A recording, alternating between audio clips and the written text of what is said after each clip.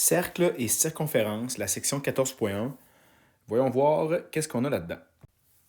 Donc ici, quelques définitions pour un peu éclaircir qu'est-ce qu'un cercle et tout ça. Donc un cercle, bien sûr, c'est une forme géométrique en 2 dimensions. On la voit ici en orange tracée. On peut définir le centre d'un cercle, environ ici. D'accord?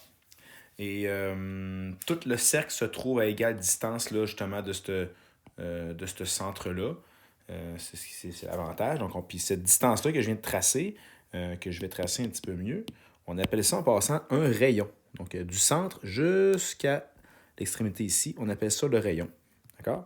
Donc, on note avec pas un grand R, mais bien un petit R, comme vous voyez ici. D'accord? Donc, il y a une multitude de rayons. Je prends en tracer une infinité. Hein? C'est pas le but d'en tracer une infinité, mais on peut voir que peu importe je pars de où, ben, c'est toujours la même distance qu'on appelle le rayon. C'est pour ça qu'on appelle ça le rayon d'une roue de vélo également, c'est le même concept. D'accord? Un diamètre, qu'est-ce qu'un diamètre? Un diamètre, c'est le segment qui part justement de l'extrémité d'un cercle, qui passe par le centre et qui continue jusqu'à l'autre extrémité. Donc on appelle ça le diamètre. Donc on note un petit d. Et si vous allez noter quelque chose, que le diamètre est égal à 2 fois la mesure du rayon. D'accord? Donc, je pourrais dire ici que j'ai un rayon ici, un rayon là. Donc, l'addition des 2 rayons me donne mon diamètre. D'accord? Au même titre que, bien sûr, le rayon, je pourrais prendre mon diamètre et le diviser en 2 pour l'obtenir. Donc, quand je connais le rayon, je connais le diamètre. D'accord? En multipliant par 2. Et lorsque je connais le diamètre, je connais mon rayon en le divisant par 2. Donc, quand je connais l'un, je connais l'autre. D'accord? Donc, il faut être capable de jongler avec soit l'un, soit l'une des deux variables que je peux te donner dans un problème. Qu'est-ce qu'une corde? Une corde, en passant, c'est un segment qu'on n'utilisera pas beaucoup dans nos calculs. C'est un segment qui rejoint les 2 extrémités d'un cercle, mais qui, comme ça ici, d'accord? Ça peut être n'importe où. Ça peut être une grande corde, ça peut être une petite corde ici. Qui ne passe pas nécessairement par le centre du cercle. Le diamètre, en passant, c'est une corde aussi. Hein, c'est la plus longue corde d'un cercle. Mais tous les autres segments qui passent par l'extrémité, on appelle ça une corde directement. On n'utilise pas ce segment-là pour dans nos calculs. D'accord? Pi, qu'est-ce que pi? Si je prends en passant, je vais effacer un petit peu ici pour alléger. Je vais prendre des notes un peu aussi sur qu'est-ce que le rayon, qu'est-ce que le diamètre. C'est parce que ça, c'est important. Une corde aussi. Puis, par exemple, si je prends mon rayon, pas mon rayon, mon cercle qui est ici, là, d'accord? Et je le coupe ici et je le déroule. Je le déroule, mon cercle, comme ça. OK? Je vais obtenir ici, puis je trace en passant mon diamètre, comme ça. Puis, c'est le nombre de fois que je peux tracer mon diamètre dans mon cercle qui est déroulé. D'accord? Donc, je le vois ici une première fois, une deuxième fois, une troisième fois et une autre fois ici qui n'est pas tout à fait complétée. OK? Donc, 3 fois. Puis ici, environ, la section qui est ici correspond à environ ça ici, là. OK? 3,141,5,9,6 même. Ça continue jusqu'à l'infini, le nombre de variables. Donc ici, le pi représente, c'est un rapport à le nombre de fois que mon diamètre rentre dans mon cercle. Et ça, c'est toujours le même rapport que ton cercle soit petit comme ça ou énorme, okay, ou plus grand. Le diamètre va rentrer toujours 3,14 15 et des poussières dedans. D'accord? Donc, on va revenir sur pi tantôt, comment l'utiliser. On va utiliser le vrai chiffre, nous, qui est la vraie variable. La vraie variable, en passant, c'est une lettre grecque. Hein, pi, il faut se pratiquer à l'écrire. C'est une des lettres de l'alphabet grec qu'on utilise comme constante. La circonférence, qu'est-ce que c'est? Bien, justement, c'est la mesure du périmètre d'un cercle. Donc, au lieu de dire le périmètre du cercle, comme le périmètre de n'importe quelle figure, on va appeler ça la circonférence. Il y a une formule bien précise pour calculer la circonférence d'un cercle. Versus les autres figures, on fait juste additionner les côtés. Là, ici, il n'y a pas vraiment de côtés additionnés. Il faut juste faire la formule qu'on va voir dans quelques instants ensemble.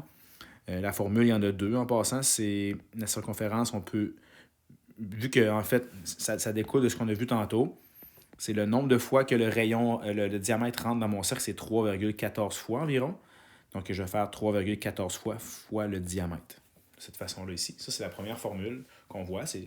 Puis l'autre qui découle de la logique, La circonférence, bien sûr, c'est pi, encore une fois, le nombre de fois que mon diamètre rentre. Mais vu que je connais que le rayon est égal, 2 fois mon rayon est égal au diamètre, bien, je peux tout simplement prendre une autre formule qui est différente, 2 pi r, 2 fois pi fois le rayon, va être équivalent à faire pi fois le diamètre. Ce sont les deux façons différentes de calculer la circonférence. Je vais donner des exemples immédiatement.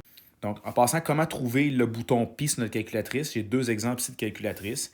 Par exemple, sur celle de droite, vous voyez que c'est en deuxième fonction. Il faut que j'appuie sur la deuxième fonction pour activer la touche pi qui est ici. Donc, ça fait 3,141516 environ. Des fois aussi, vous allez avoir directement un bouton ici sans faire de deuxième fonction, dépendamment du modèle que tu as. Ils se ressemblent pas mal tous. Fait que faut juste savoir il est où, bien l'utiliser dans les prochaines fois. Si tu as de la misère, viens me voir, je vais t'aider. Voici les deux formules que j'ai parlé tantôt. Donc, on utilise. Laquelle on utilise? Bien, celle qui nous tente et celle avec laquelle, justement, le problème nous donne l'information. Donc, si je te demande de calculer la circonférence d'un cercle de 7 cm de rayon, je vais tracer un cercle ici. Je pense que j'ai un outil pour tracer des cercles, si je ne me trompe pas. Regarde ça, toi. Comme ça ici. Wow, c'est super. OK, donc je fais un cercle avec 7 cm de rayon. Comme ça ici. La formule que je vais utiliser, bien sûr, c'est celle-là. OK? Donc, notez que la circonférence est un C majuscule qu'on utilise. 2 fois pi. Là, je mets des points pour vraiment montrer que je multiplie chacune des valeurs par elle. C'est comme ça. Je marque la formule. Il n'y a pas vraiment de changement que la formule remplace calcul que vous êtes habitué de faire.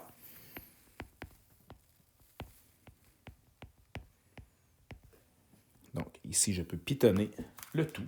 Donc, je vais rentrer vraiment sur ma calculatrice, là, 2 fois pi. Je vais chercher la valeur de pi.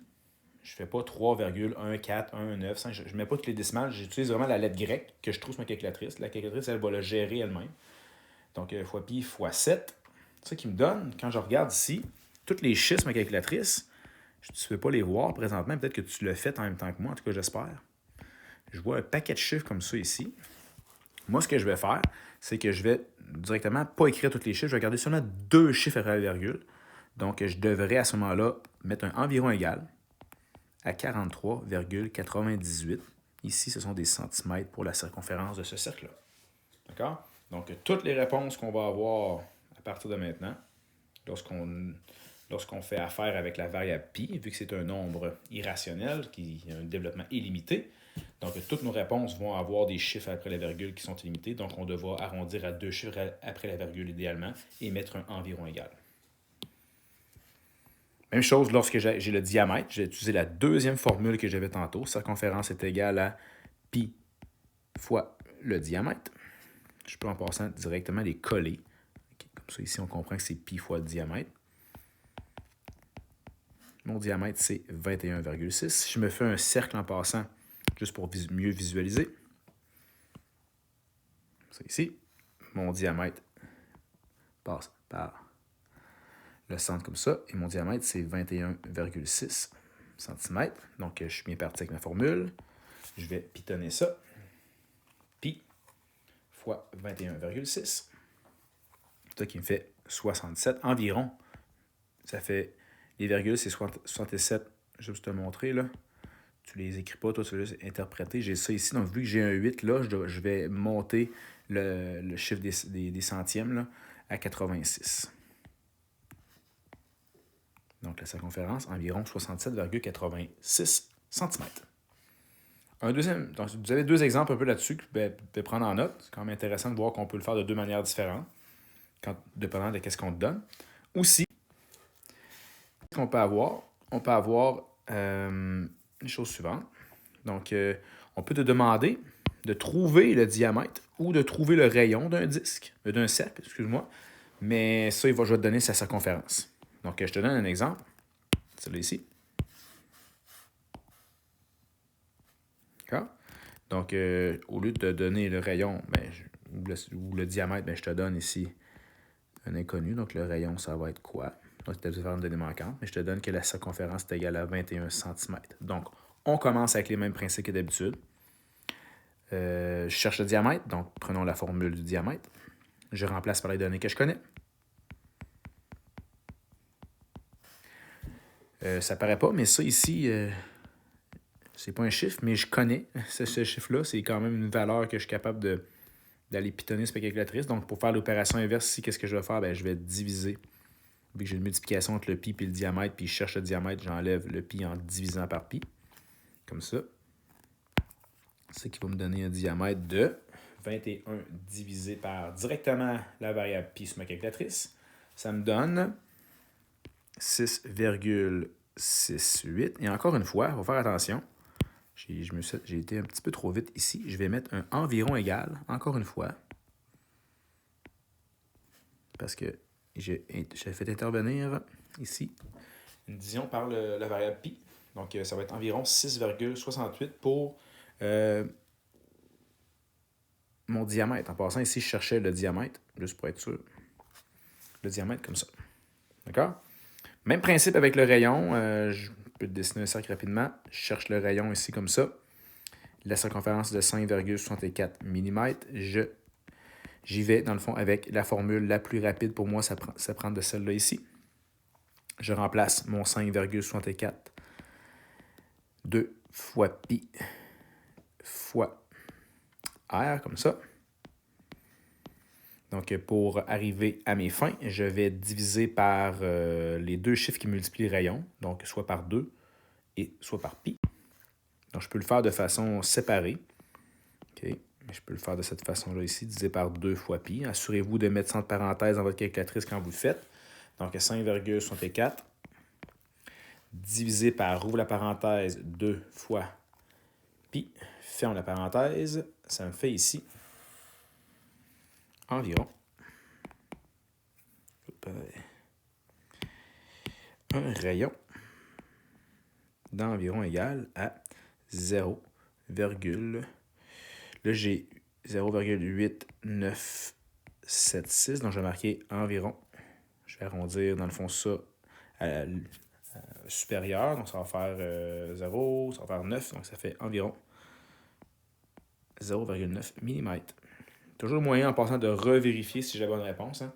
Si je prends mon point 0,89 en temps plus précis, là, environ, là, 16 fois 2 fois pi, qu'est-ce que ça me donne? Ça me donne bien mon 5,63 environ, là, 9. Là. C'est normal que ça n'arrive pas juste parce que j'ai arrondi ici. Mais normalement, je suis capable de valider pour voir si je donne la bonne circonférence, donc j'ai la bonne réponse. Donc voici des exemples comment retrouver la